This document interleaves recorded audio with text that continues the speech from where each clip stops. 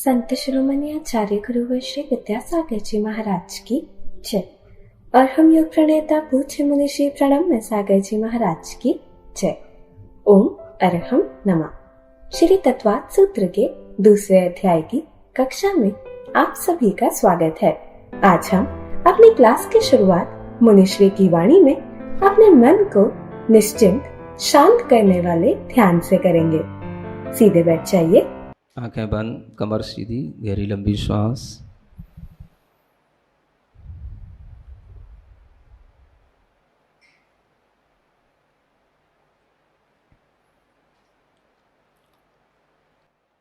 अपने शरीर से भी अपनी चैतन्य आत्मा को भिन्न महसूस करें। बाहरी कोई भी संबंध अंतरंग में विचार करें, मेरी परतंत्रता के लिए है, मैं उन पर डिपेंड हूँ, संबंधी मुझ पर डिपेंड हैं। यही बात मुझे अकिंचन नहीं बनने देती। मैं अपने में अंतर्मुखी यात्रा करके बाहरी सब विकल्पों का त्याग करता हूँ। No one is mine, mine is none. All our relations, self is one. अपने में अपने को पाना,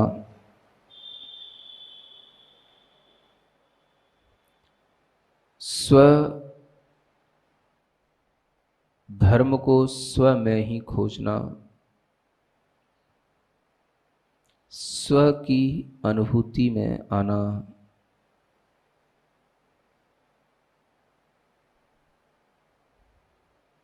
स्वयं से प्रेम करना।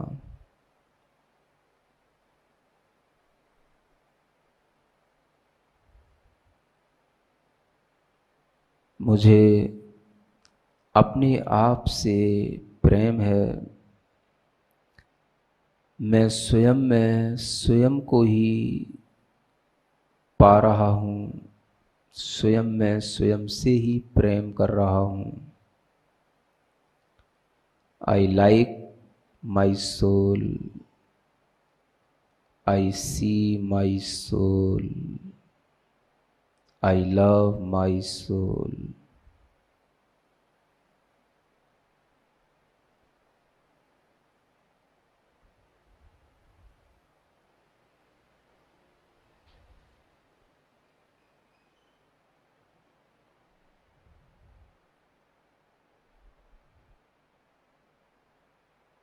मैं कुछ नहीं, मेरा कुछ नहीं।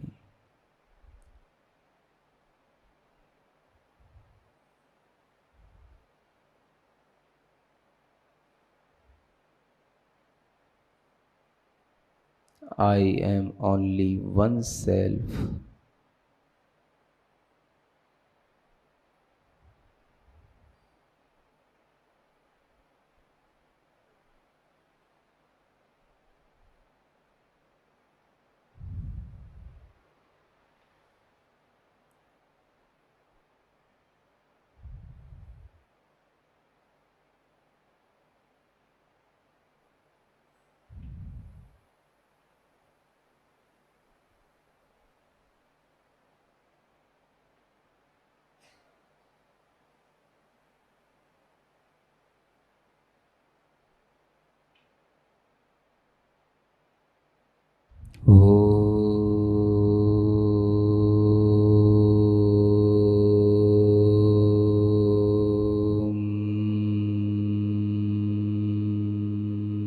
और हम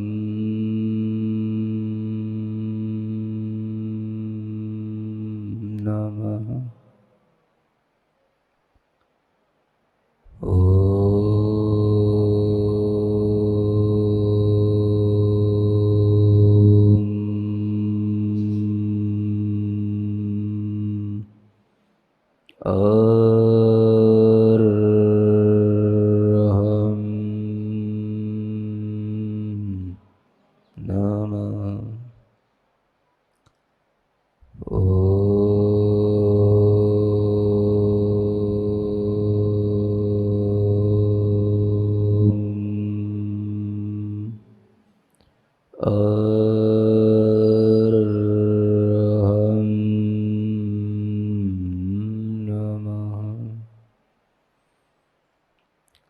आप में अपने को प्रसन्न महसूस करें।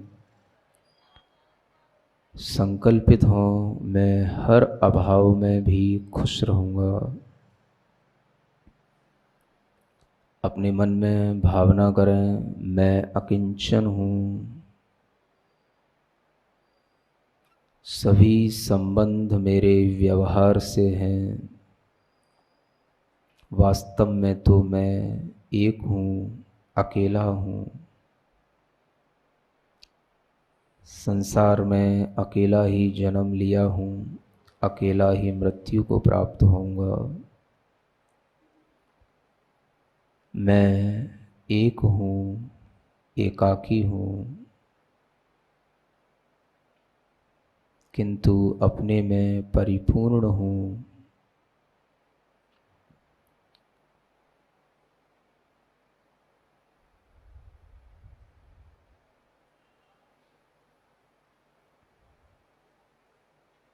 दोनों हाथ जोड़ें। जो हो सो हो, जो है सो है, हमको क्या, हमको क्या, हमको क्या। पूरे आनंद भाव के साथ। जो हो सो हो, जो है सो है, हमको क्या, हमको क्या, हमको क्या। जन्म सुनिश्चित, मरण सुनिश्चित, जन्म सुनिश्चित, कर्मों का फल मिलना निश्चित, कर्मों का फल। फिर संयोग वियोगों के क्षण, फिर संयोग वियोगों के क्षण, घबराने से क्या। जो हो सो हो, जो है सो है, हमको क्या, हमको क्या, हमको क्या। अपनी हथेलियाँ किसकर आंखों पर रखें। ओम अरहम परम शांति, परम शांति, परम शांति। आइए अब हम पूर्ण एकाग्रता से अपनी क्लास की ओर चलते हैं और कल की कक्षा का एक क्विक रिकैप कर लेते हैं। सूत्र 11 में हमने जाना कि मन सहित संगी जीव बड़े पुरुषार्थ कर सकते हैं, लेकिन अमनस्क यानी असंगी जीव बस कम फल का ही अनुभव कर सकते हैं। संगी और असंगी का भेद सिर्फ तिर्यंश गति में होता है। शेष तीनों गति में सिर्फ संगी जीव ही होते हैं। एक इंद्रिय से लेकर असंगी पंचेंद्रिय सब मन से रहित होते हैं। वो पशु पक्षी जो अक्सर हमें दिखा करते हैं वह संगी पंचेंद्रिय तिर्यंश होते हैं। बिना मन के आत्मा अंधकार में रहता है। उसे यह भी नहीं मालूम होता कि वो कहाँ पड़ा है। उसके इंद्रिय के कारण से संवेदन होता है। हमने जाना कि वीर्यंत्राय कर्म और नो इंद्रियावरण कर्म के क्षयोपशम से द्रव्य और भाव मन की प्राप्ति होती है। भाव मन कर्म के क्षयोपशम से जनित होता है। यह हमारी ज्ञानात्मक परिणति है। इसके माध्यम से ही हम विचारों का आदान प्रदान करते हैं। द्रव्य मन हमारे शरीर में, हमारे हृदय के अंदर एक 8 पंखुड़ी की आकृति की एक विशिष्ट रचना होती है। यह मन की पुद्गल वर्गनाओं से बनी एक पौद्गलिक रचना है। यह शरीर नाम कर्म के उदय से हुई है। भाव मन और द्रव्य मन की उत्पत्ति करने वाला कर्म अलग है और दोनों के संयोग से हमारे अंदर मन का कार्य चलता रहता है।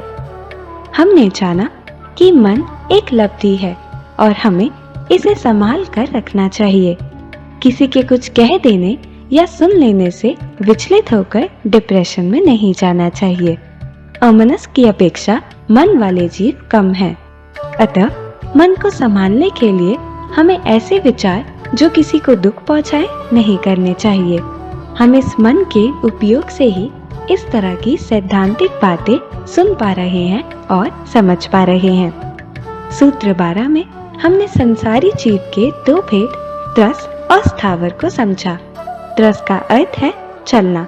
सैद्धांतिक रूप से त्रस जीव को त्रस नाम कर्म के उदय से त्रस पर्याय मिली हुई है, फिर चाहे वह जीव मूर्छित, सुत या अचल हो। स्थावर नाम कर्म के उदय से जिनको यह पृथ्वी, जल, अग्नि, वायु और वनस्पति रूप पर्याय मिलती है, उन्हें स्थावर जीव कहते हैं। त्रस और स्थावर का भेद चलने और न चलने से नहीं होता। जैसे वायु चलती है, पानी बहता है, अग्नि बहती है, मगर ये सब त्रस नहीं है, यह सभी स्थावर हैं। संसारी जीवों के भावों, भेदों आदि में विविधता के ज्ञान को ही जीव विज्ञान कहते हैं। जीव विज्ञान के नाम से ही एक पुस्तक श्री तत्वात् सूत्र के दूसरे अध्याय पर पूज्य श्री के प्रवचनों के आधार पर प्रकाशित हो चुकी। तो चलिए अब हम सभी अपने मोक्ष मार्ग को प्रशस्त करने के लिए पूज्य मुनि श्री का उद्बोधन सुनते हैं। मोक्षमार्गस्य नेतारं भेत्तारं कर्मभूव्रतां ज्ञातारं विश्वतत्त्वानां वन्दे तद्गुणलब्धये। देवादिदेव आदिम तीर्थंकर श्री ऋषभनाथ भगवान की, वर्तमान शासन नायक श्री वर्धमान महावीर भगवान की, परम पूज्य आचार्य गुरुवर श्री विद्यासागर जी महाराज जी की। सूत्र ग्रंथराज में दूसरे अध्याय का वर्णन चल रहा है।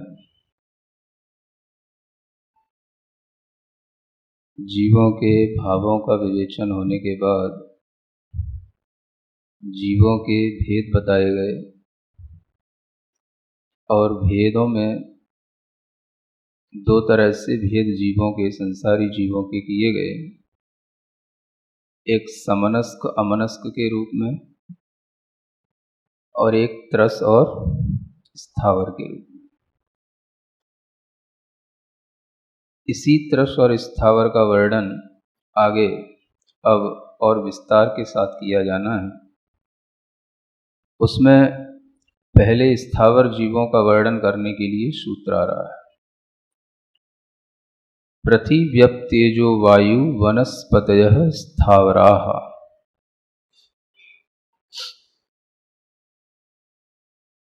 यह स्थावर जीव होते हैं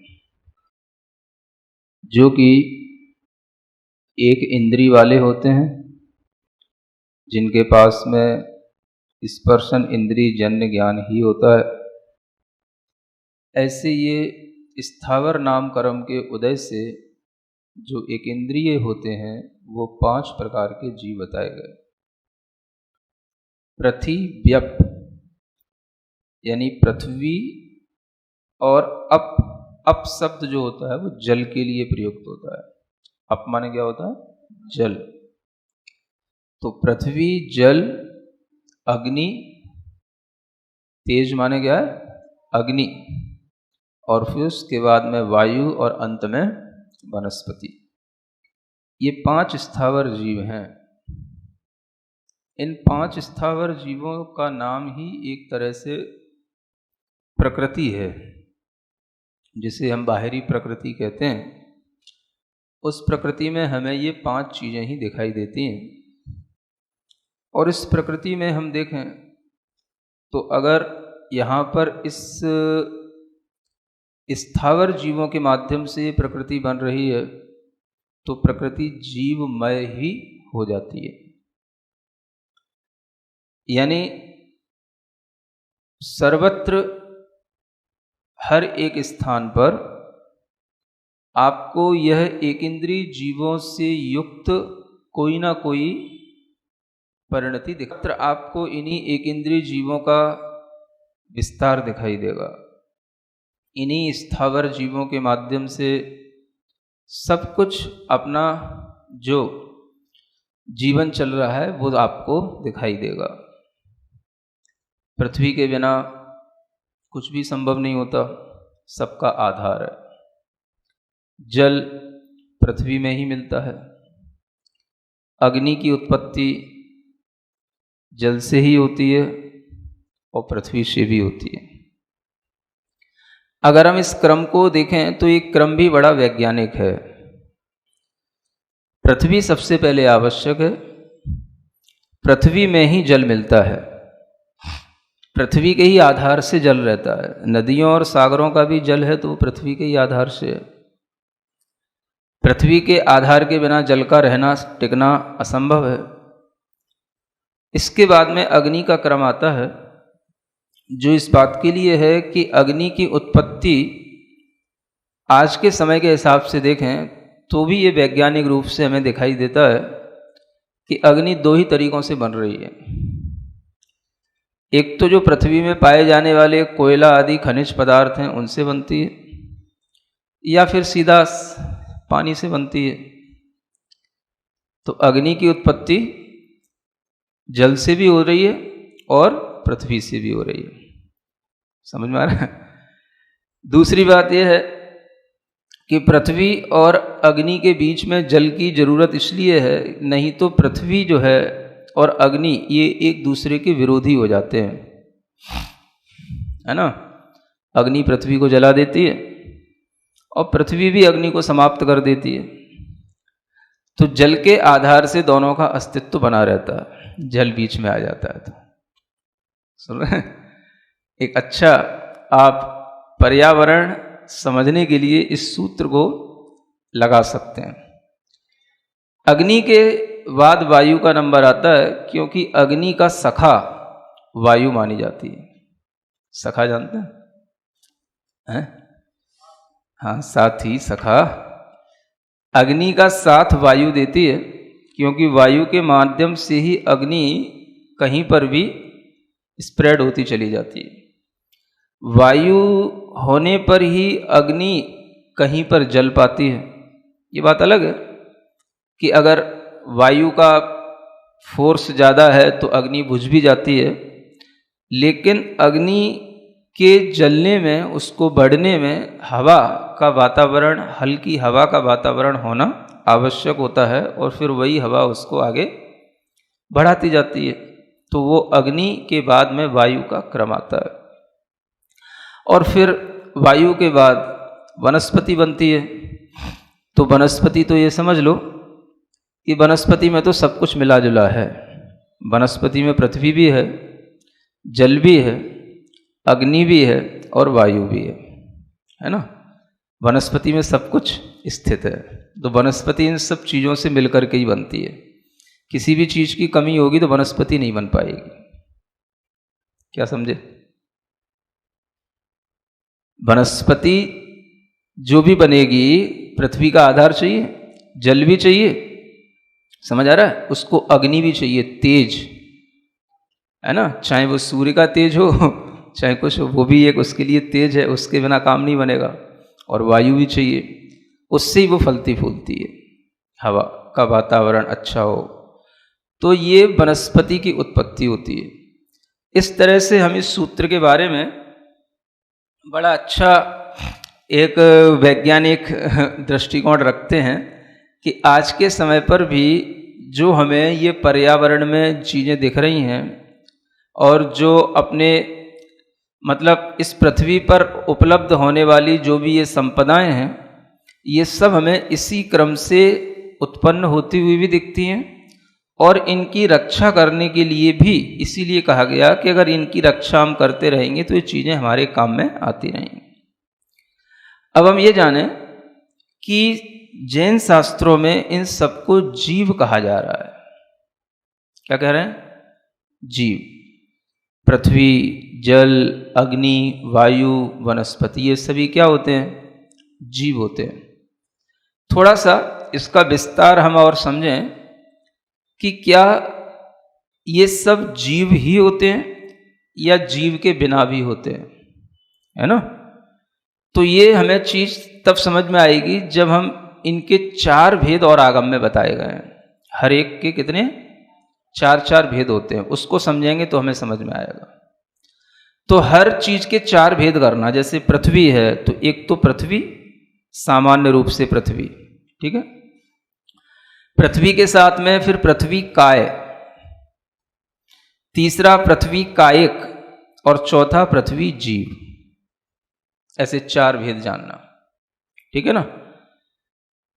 इसी तरीके से जल के साथ लगाना, जल, जल काय, फिर जल कायिक और जल जीव। अग्नि, अग्नि काय, अग्नि कायिक, अग्नि जीव। वायु, वायु काय, वायु कायिक, वायु जीव। वनस्पति, वनस्पति काय, वनस्पति कायिक और वनस्पति जीव। हर एक को चार तरीके से व्याख्यायित किया गया है। पृथ्वी का मतलब होता है सामान्य पृथ्वी, जो कि एक तरीके से अपने स्वभाव से ही जो बन जाती है, उसको यहां पृथ्वी के रूप में कहा गया है। मतलब वैश्विक परिणाम कहलाता है, जो अपने ही स्वभाव से बन जाए,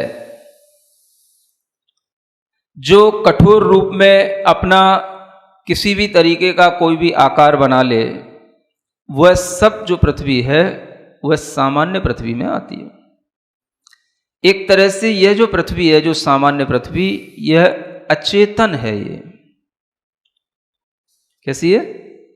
ये अचेतन है, इसको चेतन नहीं कहा गया है ना। मतलब कि ऐसा नहीं कि जो भी हमें पृथ्वी दिख रही है सब चेतन रूप ही है, सब में जीव ही है। अचेतन भी होती है, जिसे हम सामान्य पृथ्वी कहते हैं, जो स्वभाव से बनी हुई होती है, अपने काठिन्य गुण को धारण किए रहती है और उसके कारण से उसका अपना जो फैलाव या विस्तार रहता है, इसीलिए उसको पृथ्वी के रूप में, ये रूढ़ शब्द के रूप में भी कहा जाता है।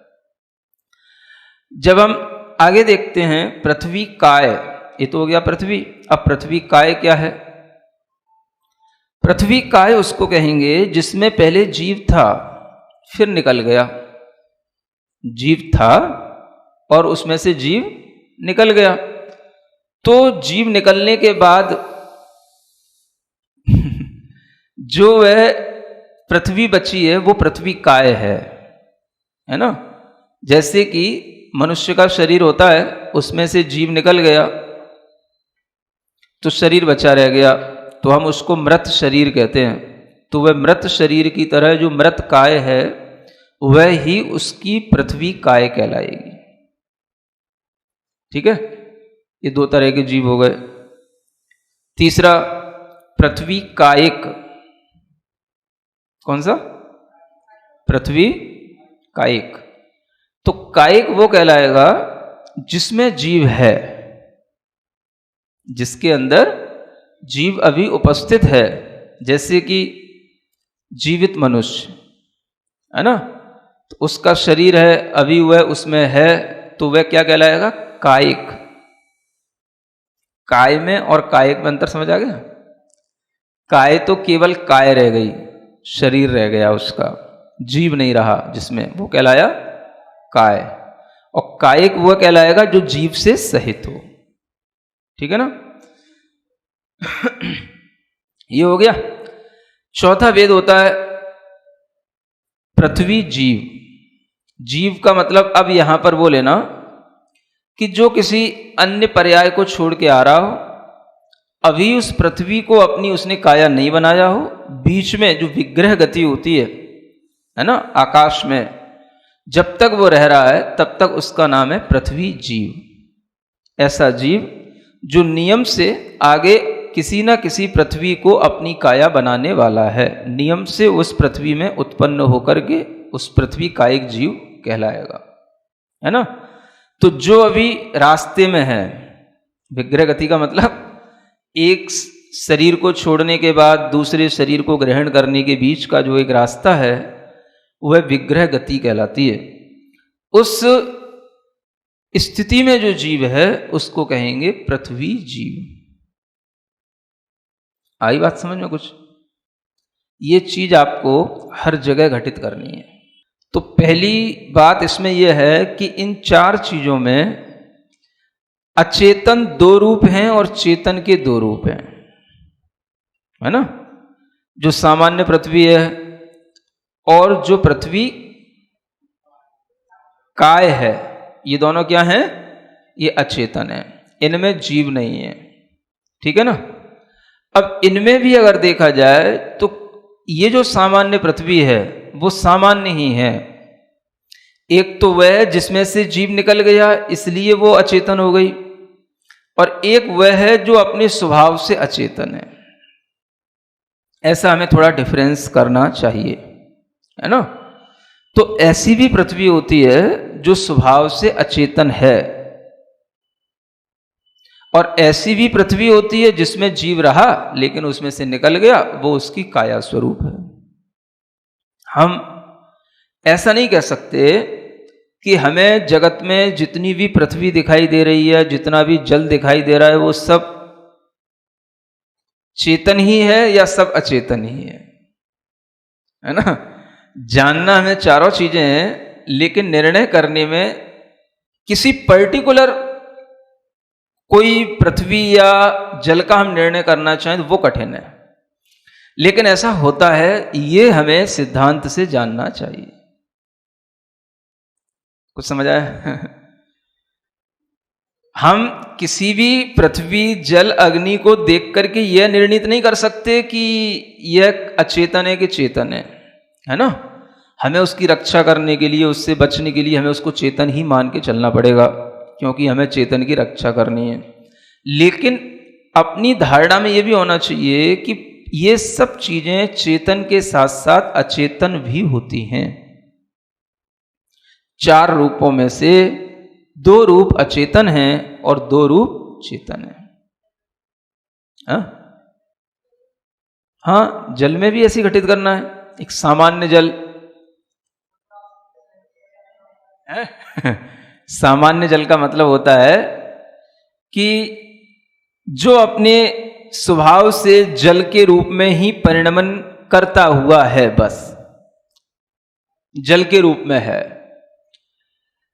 अगर उसमें जलकायिक जीव हैं, वो निकल गए तो वो जलकायिक कहलाएगा, और जब तक उसमें जलकायिक जीव हैं तब तक वो जलकायिक कहलाएगा। और जल जीव तो जो उसमें उत्पन्न होने को आ रहा है वो हो रहा है, लेकिन सामान्य जल भी होता है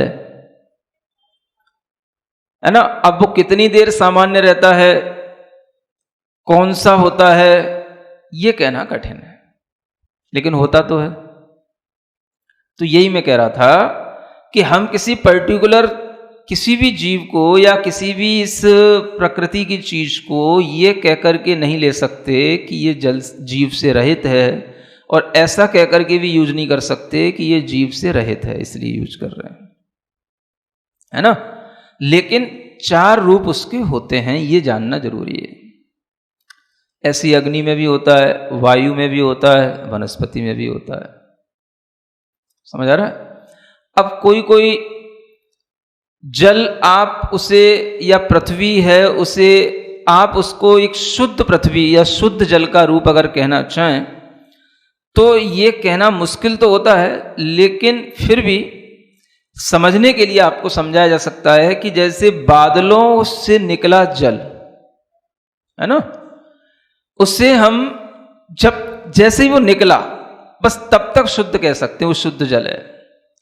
अब यहां तक आते आते उसके साथ क्या मिल गया, कितने जीव उसमें जन्म ले गए, कुछ नहीं कहा जा सकता। और जरूरी नहीं कि पृथ्वी पर आकर के ही उसमें जल कायिक जीव उत्पन्न हो, जल कायिक बने, रास्ते में भी बन सकता है। लेकिन उस क्षण, जिस क्षण वो केवल बादल से निकला, उस समय तो कम से कम हम उसे शुद्ध जल कह सकेंगे। समझ आ रहा है?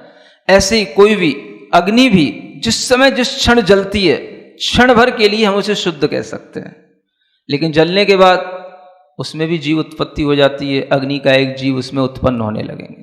ओम अरहम नमः। तो चलिए आज की कक्षा का एक क्विक रिवीजन कर लेते हैं। सूत्र 13 में हमने 5 स्थावर जीवों के वर्णन को समझा। हमने जाना कि स्थावर जीव स्थावर नामकरण के उदय से होते हैं। इनके सिर्फ स्पर्शन एक इंद्रिय होती है। पृथ्वी, जल, अग्नि, वायु और वनस्पति के भेद से 5 प्रकार के होते हैं। इन जीवों से ही प्रकृति जीवमय होती है। स्थावर जीवों का यह क्रम भी बड़ा वैज्ञानिक है। पृथ्वी सबका आधार है। जल, नदियों, सागरों का जल पृथ्वी में ही मिलता है। अग्नि की उत्पत्ति जल से होती है। यह पृथ्वी में पाए जाने वाले कोयला आदि खनिज पदार्थों से होती है। हालांकि पृथ्वी और अग्नि एक दूसरे के विरोधी होते हैं, किंतु जल के आधार से दोनों का अस्तित्व बना रहता है। वायु को अग्नि का सखा माना जाता है और अंतिम वनस्पति में सभी का समावेश होता है। पृथ्वी का आधार जल, सूर्य से तेज या अग्नि और वायु। किसी भी चीज की कमी होगी तो वनस्पति नहीं बन पाएगी। शास्त्र के अनुसार इन स्थावर जीवों में प्रत्येक के 4 भेद होते हैं, जैसे पृथ्वी के पृथ्वी, पृथ्वीकाय, पृथ्वीकायक और पृथ्वी जीव। पृथ्वी का मतलब है सामान्य पृथ्वी, जो स्वभाव से कठोर रूप में अपना कोई भी आकार बना ले और अपने काठिन्य गुण को धारण किए रहे। पृथ्वीकाय में पहले जीव था जो अब निकल गया है, जैसे आत्मा निकलने के बाद मृत मनुष्य का शरीर। पृथ्वीकाय के अंदर जीव अभी उपस्थित है और पृथ्वी जीव वह है जो अभी विक्रय गति में है और नियम से आगे किसी न किसी पृथ्वी को अपनी काया बनाकर पृथ्वीकायक बनेगा। एक शरीर को छोड़ने के बाद दूसरे शरीर को ग्रहण करने के बीच के रास्ते को विक्रय गति कहते हैं। पृथ्वी की ही तरह जल, अग्नि, वायु और वनस्पति में 4 भेद घटित करना। हमने जाना स्थावरों के इन 4 भेदों में 2 रूप अचेतन और चेतन के हैं, जैसे सामान्य पृथ्वी स्वभाव से और पृथ्वीकाय जीव निकलने से अचेतन है और पृथ्वीकायक और पृथ्वी जीव चेतन रूप हैं। किसी भी पृथ्वी, जल, अग्नि को देखकर यह निर्णित नहीं हो सकता कि वह अचेतन है या चेतन। यह हमें सिद्धांत पूर्वक ग्रहण करना है। बादल से निकला हुआ पानी या जलाई हुई अग्नि क्षण भर के लिए शुद्ध मानी गई है। तो चलिए अब हम सभी जुनवानी स्तुति करते हैं और तत्पश्चात समय होगा आज के सवाल। सिरिजिणवाणी जग कल्याणी जग जन मदतम मोहरी जनमण हारी गढ़हर हारी जम जरा भव रोग हरि तिथियराणम दिव्य झुणिम जो पढ़ई सुणई मय्ये धारई राणम सौख मणंतम धरिय सासद मोक्ष पदम पावई सासद मोक्ष पदम पावई। अब समय है आज के प्रतियोगिता प्रश्न में भाग लेकर आकर्षक पुरस्कार जीतने का। आप अपने फोन को QR कोड स्कैन करने के लिए तैयार रखिए या लिंक पर जाएं। आप अपना उत्तर चुनकर हमें कल दोपहर 2 बजे तक भेज सकते हैं। 3 भाग्यशाली विजेताओं को मिलेंगे आकर्षक उपहार। विजेताओं का नाम इसी कार्यक्रम में हर रविवार को घोषित किया जाएगा। साथ ही सभी प्रश्नों के सही उत्तर भी बताए जाएंगे। आज का सवाल है, जिस पृथ्वी में पहले जीव था फिर निकल गया उसको क्या कहेंगे? सामान्य पृथ्वी, पृथ्वीकाय, पृथ्वीकायक, पृथ्वी जीव। अगर आप किसी कारणवश कोड स्कैन न कर पाए हों तो आप क्लास की वेबसाइट पर जाकर उन्हें अटेम्प्ट कर सकते हैं। इस लिंक पर जाएं या QR कोड को स्कैन कीजिए।